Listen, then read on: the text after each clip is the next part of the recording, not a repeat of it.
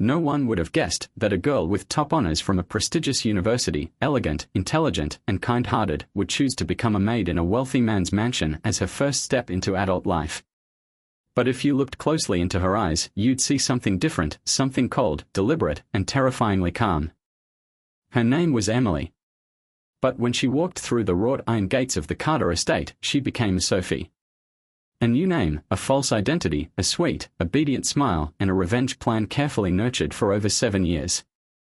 Because the man who owned this house, Damien Carter, was the one her family hated with every bone in their bodies. The man who destroyed her father's reputation, drove him to his death, and turned her mother into a broken, trembling shell of a woman. Emily had one mission: get close to him, uncover his weakness, and bring him to his knees. She promised herself she wouldn't cry, wouldn't hesitate, wouldn't fall. But nothing prepared her for this. Damien wasn't the monster she remembered. He was cold, yes, but not cruel. Distant, but never demeaning. The man who ruined her family's life didn't fit the image of the man who silently left coffee outside the staff room every morning. Who paused at the kitchen doorway just to ask, "Did you get home safe last night?" He never smiled. But when he looked at her, it was as if he saw something familiar. One chilly afternoon, as she was scrubbing the marble floors in the main hall, he walked in, removed his coat, and without a word, placed it gently on her shoulders. She froze. Her fingers trembled. His coat smelled like cedarwood in winter. She hated the way it made her feel. Warm. Safe. Human. Then came the night that changed everything.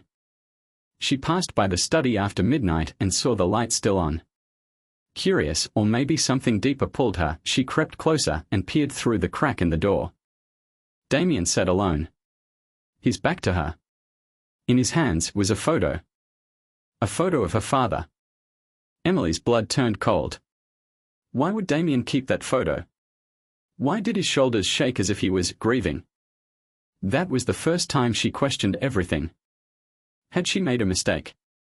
Was he truly the villain? Or was someone else pulling the strings all along? But before she could untangle the past, something else began to unravel: her heart. Her breathing changed when he was near. Her voice softened.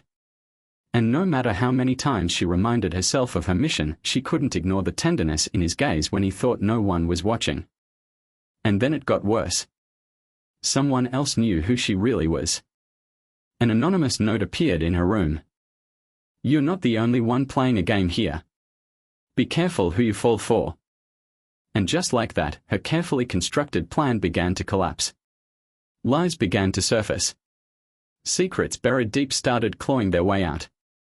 And the biggest shock of all: Damien Carter may not have been her father's killer after all. Emily couldn't sleep that night. The image of Damien hunched over that photograph haunted her. She lay on the small cot in the maid's quarters, clutching the blanket like a lifeline.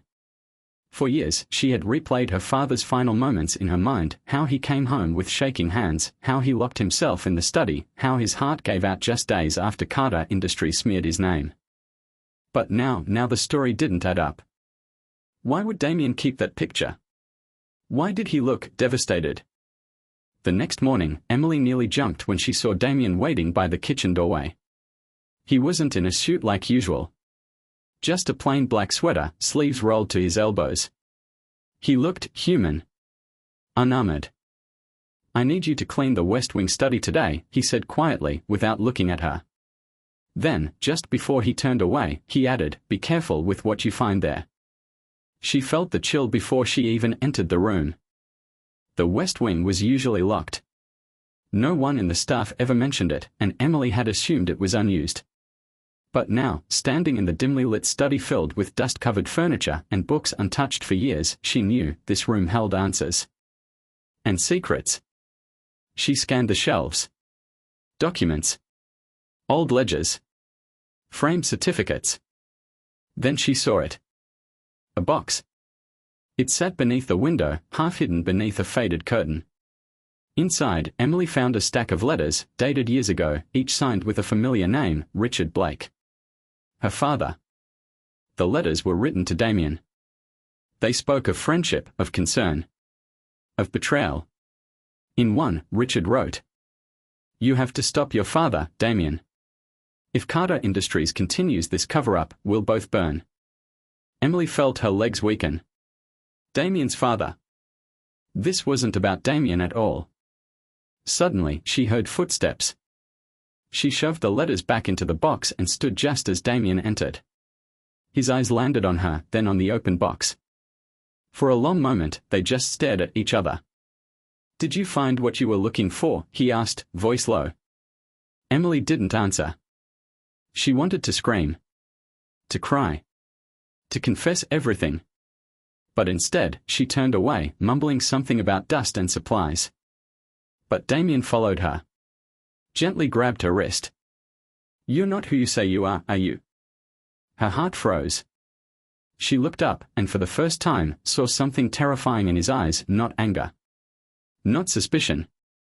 Sadness. "I've known for a while," he whispered. "Your eyes.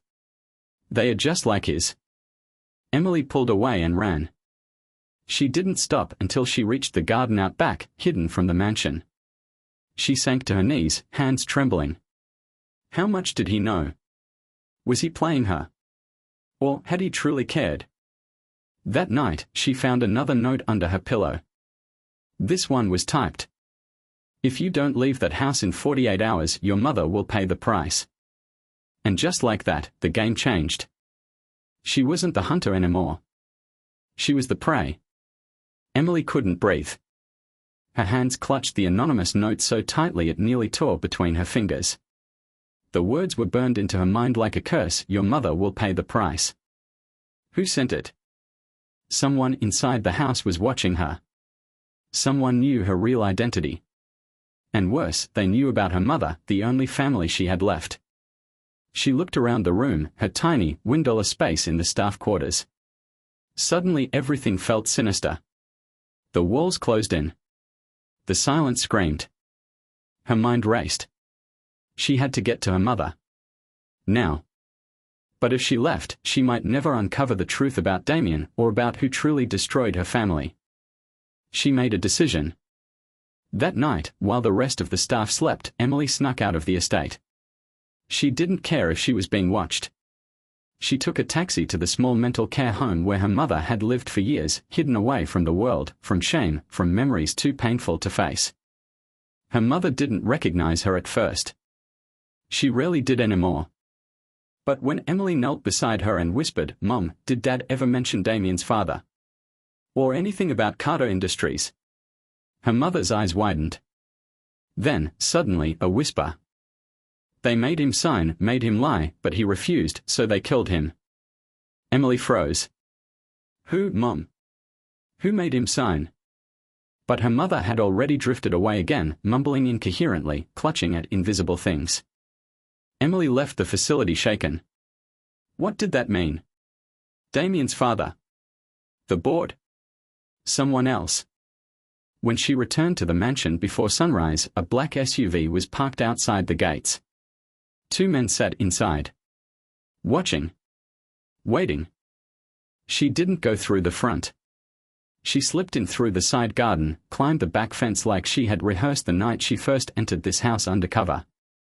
But she wasn't alone. Damien was waiting.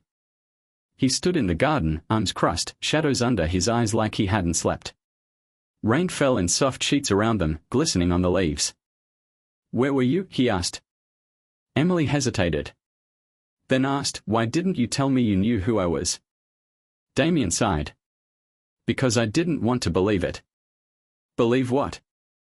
"That someone like you, someone who laughs when she bakes, who hums when she waters the plants, could possibly hate me enough to come into my home just to destroy me." She couldn't answer. Not with the lump in her throat. Not with the way his voice cracked at the word hate. "You think I hurt your father," he said quietly. "But you don't know the full story." "Then tell me," she whispered. But instead of answering, Damien looked away. "There are things even I'm still uncovering. But the deeper I dig, the more I realize it wasn't me they wanted to blame. It was all part of something bigger.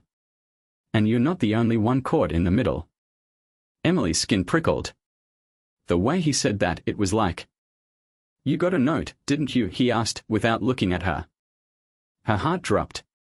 How do you know? Because I got one too. He reached into his coat and handed her a folded slip of paper. It said, "You were warned to stay out of the past. The girl isn't who she says she is. If you don't remove her, you'll both suffer."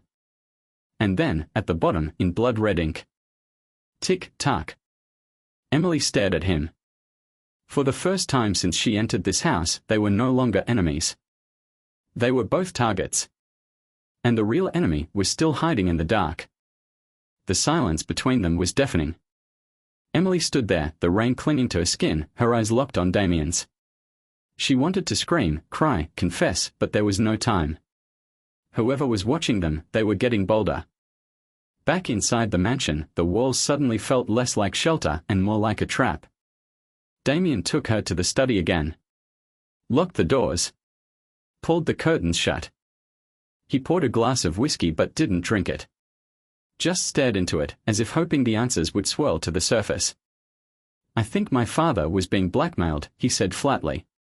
"Right before your father's scandal exploded, my father began moving funds out of the company. Millions.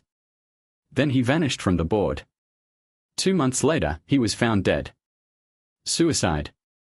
That's what the media said. But I never believed it." Emily's chest tightened. "So you think someone inside Carter Industries orchestrated it all?" He nodded. "To this day, I don't know who. But the letters your father wrote me, they weren't the only ones. There are more. Hidden. And now someone wants both of us silenced before we find them." A knock at the study door made both of them flinch. It was Miss Green, the housekeeper. But she didn't step inside. She simply said, in her usual dry voice, "Mr. Carter, there's a package for you. No return address. Marked urgent." Damien and Emily exchanged a glance.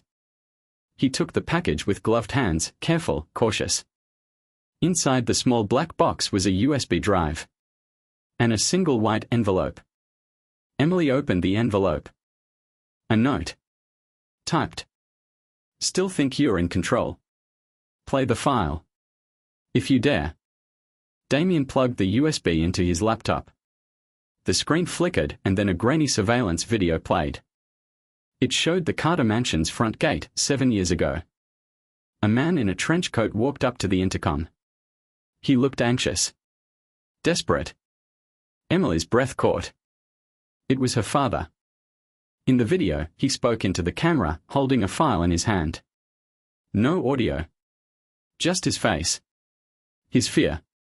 His urgency. Then, 2 figures approached from behind. Men in black coats. They grabbed him. One injected something into his neck. The file dropped to the ground. And the video ended. Emily stared at the screen, frozen. Her father didn't die of a heart attack. He was murdered. Erased. She felt the room spin. Her knees buckled. Damien caught her before she collapsed. He held her, really held her, as she shook with rage, heartbreak, and the kind of grief that tears you apart after years of being held in. For a moment, the war between them disappeared. And all that was left were 2 broken people, finally seeing the truth. But the danger wasn't over. That night, someone broke into the mansion. The security system was disarmed from the inside.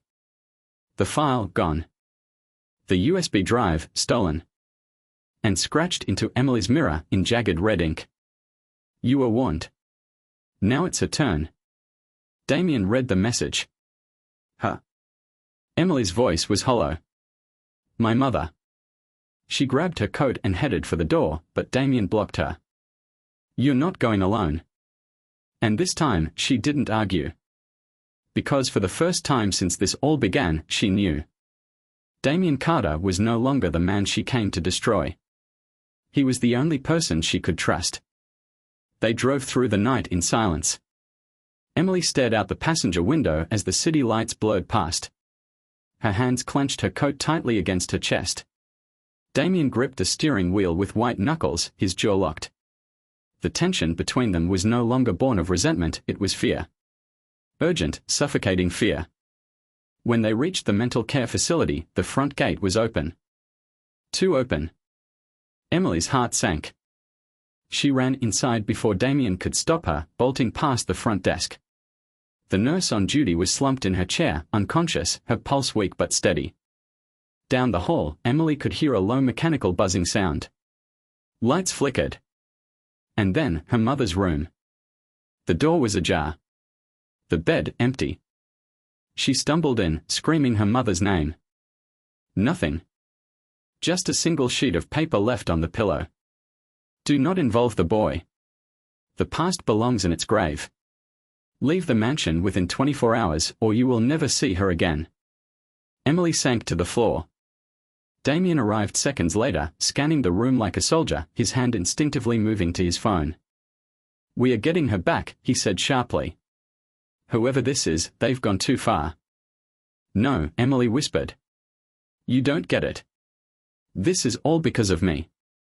I came into your house to destroy you. And now she's gone because I couldn't let go of a revenge that wasn't even aimed at the right person. Damien knelt beside her. His voice dropped to a level she hadn't heard before. Gentle. Fractured. This isn't your fault. You came looking for justice. What they did to your family, they tried to do to mine, too. We are both pieces in someone else's game. But I'm done playing by their rules. She looked at him, searching his eyes. Then what do we do? Damien pulled out his phone and called someone. He didn't say much, just a name, an address, and one sentence. I'm activating the failsafe. If I don't check in by morning, release everything. He ended the call and looked at Emily. There's a man my father used to trust. A former Carter Industries security chief. He's been gathering evidence. Files. Backups. If anyone knows where they've taken your mother, it's him. They drove again. This time, out of the city into the hills, where cell signals died and GPS maps turned blurry. Damien stopped in front of a rundown cabin. No lights. Just wind and the sound of crickets. Inside, an old man waited. Balding. Lean. A jagged scar across his left cheek. He barely blinked when he saw Damien. Took you long enough. Then his eyes drifted to Emily. You look just like your father. Emily's breath caught. You knew him. Knew him. He saved my life once. Before Carter Industries ate itself alive. The man's name was Raymond. And he didn't waste time. He opened a dusty trunk in the corner of the room and pulled out a stack of hard drives, old folders, and one blood-stained envelope. This, he said, tossing it onto the table, is what they killed your father over. And probably mine, too. Damien opened the envelope. Inside, copies of offshore transaction logs. Bribes. Names. Emily's eyes widened. Politicians. Executives. Police. Everyone who'd helped cover up the truth. Raymond pointed to one name, circled in red. Eleanor Vaughan. Emily blinked. That's the Foundation director. She runs the facility where my mother's kept. Raymond nodded grimly. She was your father's handler. And your mother's jailer. Emily staggered backward. This wasn't just about money. It was about control. And her mother had been kept hidden, not for safety, but as leverage. Damien's phone buzzed. A message. No name. Just a location pin. The text read, "Come alone. Bring no one. You have 1 hour." Emily read over his shoulder. "I'm coming with you," she said firmly. Damien turned to her, eyes full of conflict. "It's a trap." She nodded. "Oh no. That's why we walk into it together." And for the first time since the war between them began, they walked toward the fire, side by side.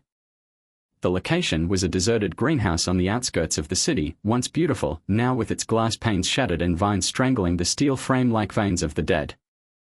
Emily and Damien stood outside the rusted entrance, bathed in the pale light of a dying moon. No guards. No cameras. No noise. Too quiet. Emily's pulse thudded in her ears as they stepped inside. The air smelled like mold and decay. Leaves crunched beneath their feet. Rows of withered plants created corridors of shadow. Somewhere in the distance, the faint sound of humming. A woman's voice. They followed it. At the center of the greenhouse stood a single iron chair. And in it, Emily's mother. Blindfolded. Gagged. But alive.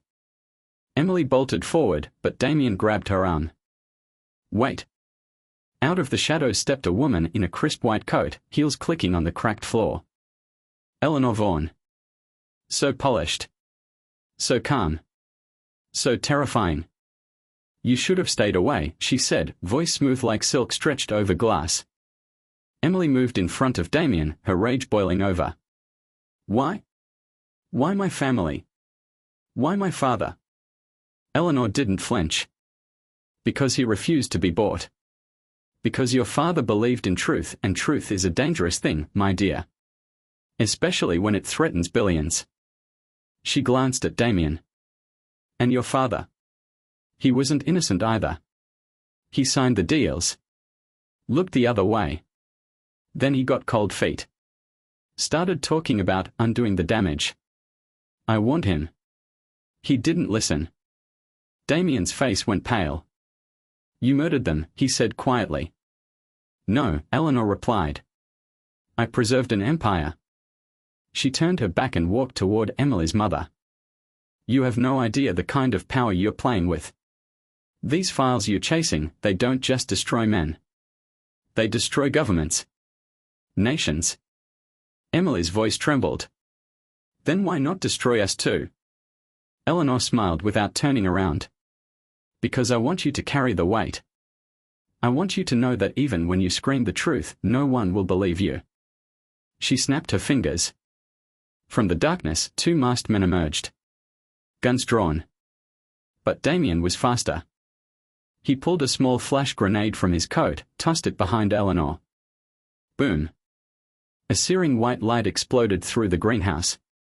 Chaos erupted. Emily grabbed her mother, yanked the gag off, dragged her toward the exit.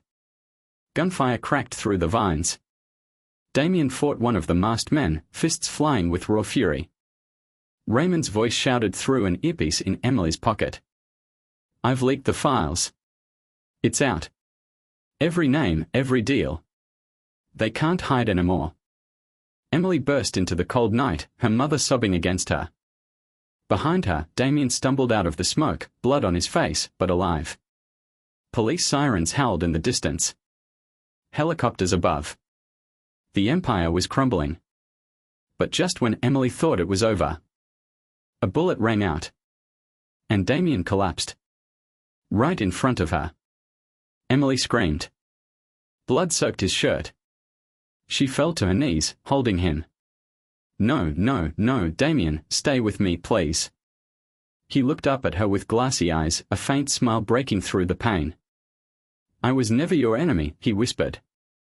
I know, she cried, pressing her forehead to his. I know. His eyes fluttered shut. Everything went still. The world turned into a blur of sirens and screams. Emily clung to Damien's blooded body as paramedics pushed her aside, their voices shouting commands she couldn't understand. Her hands trembled. Her heart refused to beat in rhythm. She could still hear his last words, I was never your enemy. And she had told him. I know. But it felt too late. Everything was spinning. Her mother sobbed beside her, clutching her hand like a lifeline as the ambulance door slammed shut and Damien disappeared behind red and white flashing lights. Emily watched the vehicle drive off into the dark, her chest hollowed out. For the first time in years, she didn't feel hate. She felt helpless. Back at the Carter mansion, everything had changed. The mansion was now crawling with federal agents. Eleanor Vaughan had vanished, gone like smoke, leaving no trace. But the files Raymond leaked had torn a hole into the sky itself. Board members were arrested. Assets frozen. Protests in the streets. The empire had fallen. But none of it mattered if Damien didn't survive. For 3 days, Emily waited in the hospital. 3 days without sleep. Without answers. Without him.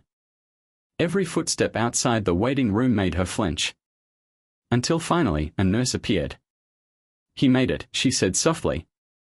"He's stable. But he keeps asking for you." Emily didn't remember running. She didn't remember pushing open the door. All she knew was the moment she saw him, bandaged, pale, weak, she broke into pieces. His lips curved just slightly. "You came." "I never left," she whispered, tears falling freely. She sat beside him, holding his hand. They didn't speak for a while. Just breathed together. Until Damien turned his head and said, "You were right to hate me, even if I wasn't the one who pulled the trigger." Emily shook her head. "I was wrong. I let my grief blind me. I let revenge bury me. But you were the only one who tried to protect me, even when I was the one trying to destroy you." Silence fell again. Then he whispered, "So what happens now?" Emily didn't answer right away. She looked out the window. The world was still broken. Still dangerous. But for the first time, it was honest. She turned back to him. "We heal," she said. "Together. If you'll have me." Damien gave a weak chuckle. "After all that, you're still asking." "I've never asked anyone for anything," she said. "But I'm asking now." His hand squeezed hers. Tears fell.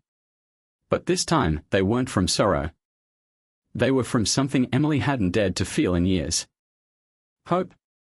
But even as they held on to each other, somewhere deep underground, Eleanor Vaughan sat in a private bunker, sipping wine, watching the news. She smiled. And beside her, a new file. A new name. A new target. Because this story wasn't over. Not even close. The rain had stopped the morning Damien left the hospital.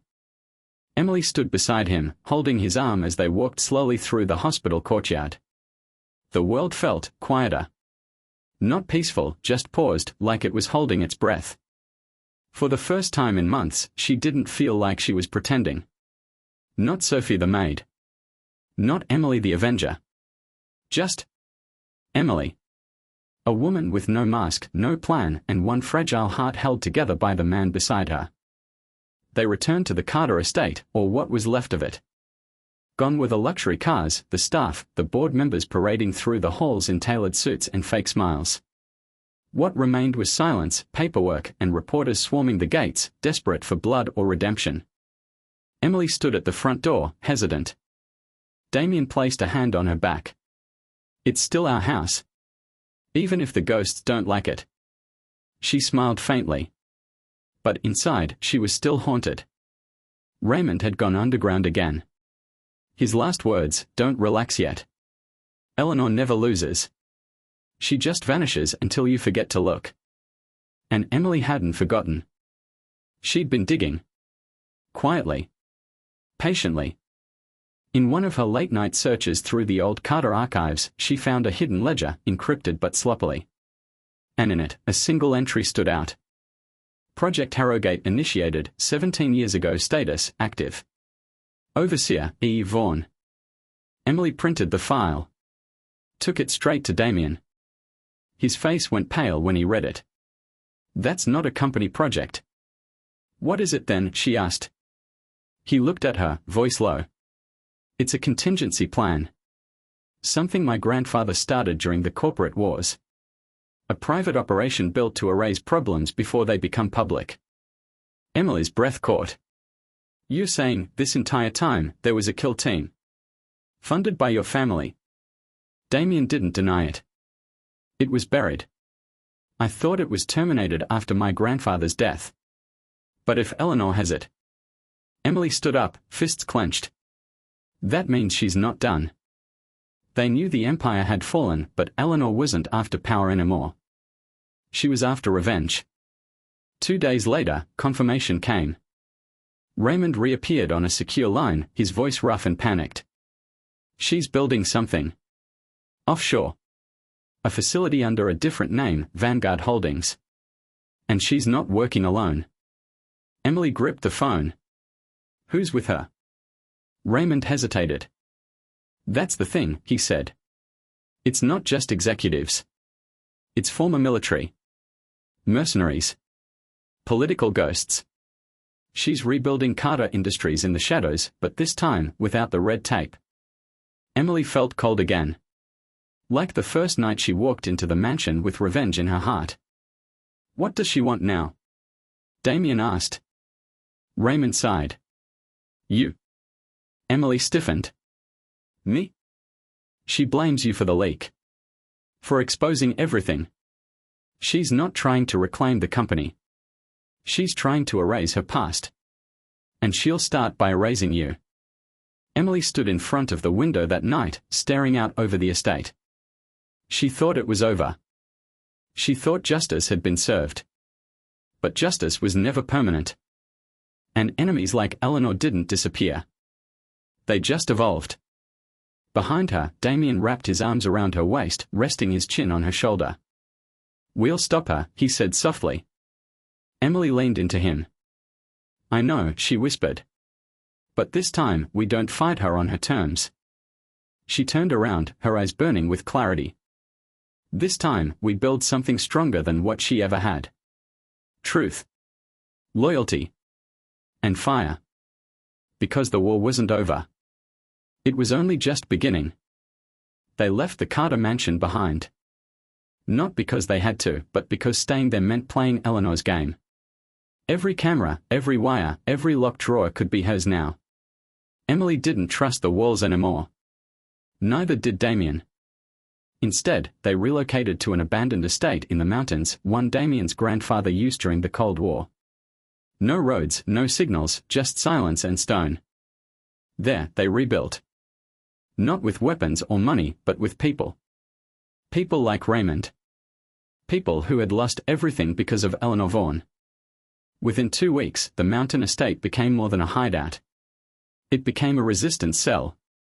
Former Carter engineers. A disgraced investigative journalist.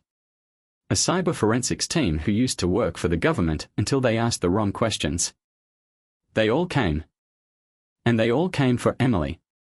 Because she had exposed the truth and now she carried the weight of keeping it alive. Damien watched her differently now. Not just with admiration, but with awe. The girl who once disguised herself as a maid had become something much more dangerous. A voice people wanted to follow. But even leaders have doubts.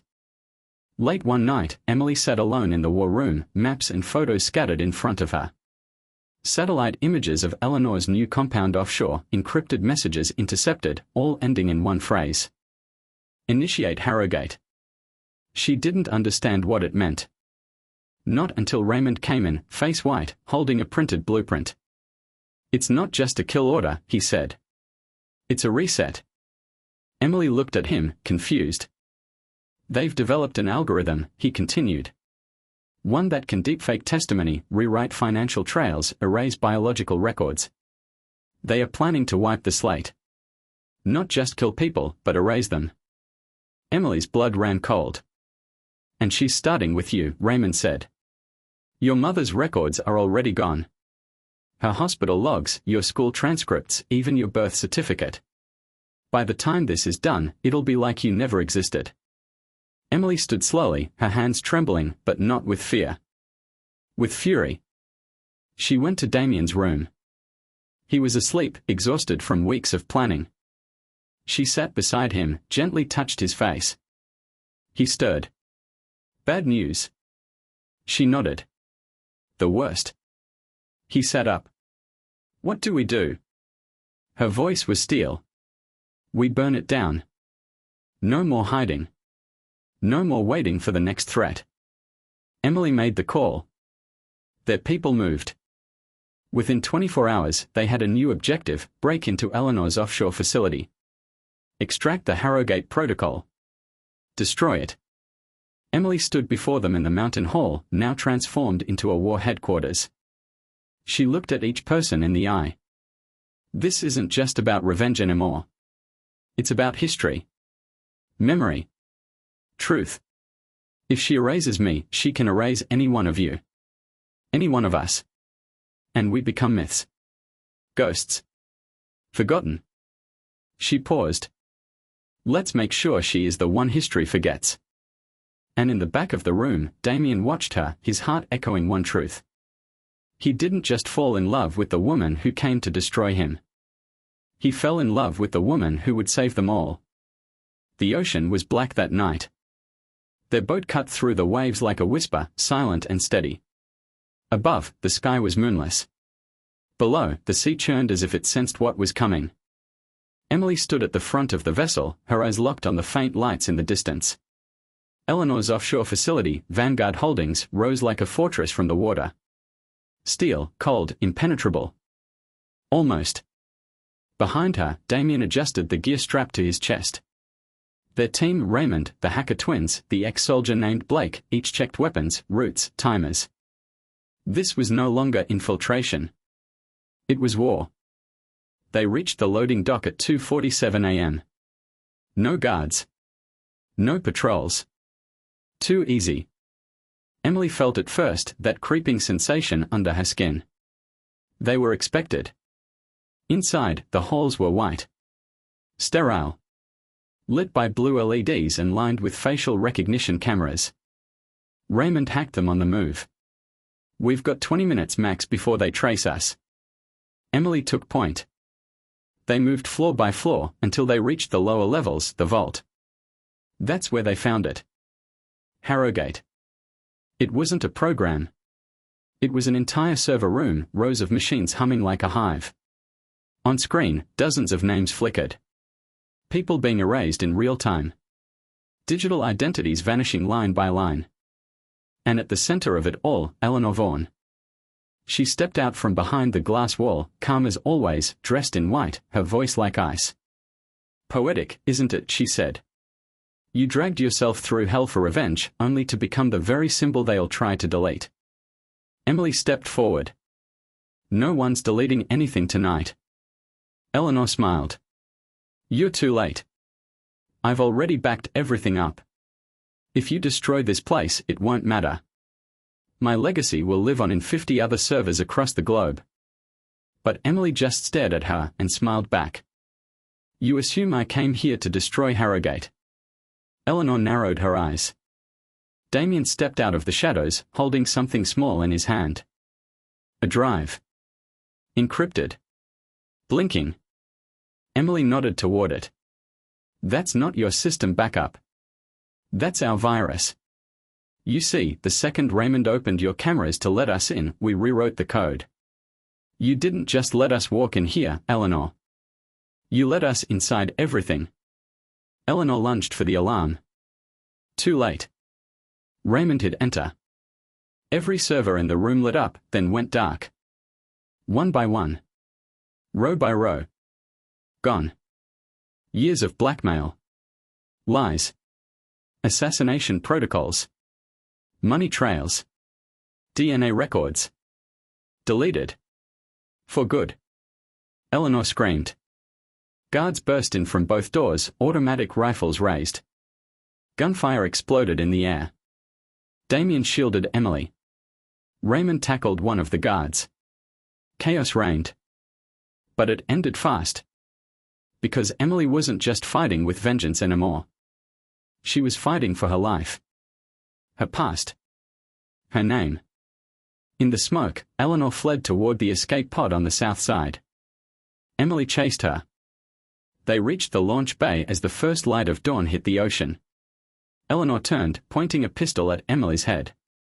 You have no idea what you've done, she screamed. You've ruined decades of order. Emily didn't flinch. I gave the world back its memory. And she fired first. Eleanor collapsed. Breathing. Alive. But broken.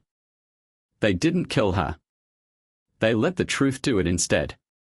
By noon, news outlets across the globe were flooded with leaks. Eleanor Vaughan was arrested on charges of conspiracy, corporate assassination, and obstruction of justice. Every name she tried to erase, restored. Every ghost, reborn. Back at the mountain estate, Emily sat with Damien on the edge of the cliff, overlooking the valley. The wind was cold. But her heart wasn't. He looked at her, brushing a strand of hair behind her ear. What now? He asked. She smiled, soft and tired. We start over. No lies. No masks. Just us. He nodded. And if the past comes back? She took his hand. Then we remind it we survived it once. We'll survive it again. He leaned in. Kissed her, slow, deep, certain. Because once upon a time she walked into his life to destroy him. And somehow she became the only thing that saved him. And together they made sure the world would never forget.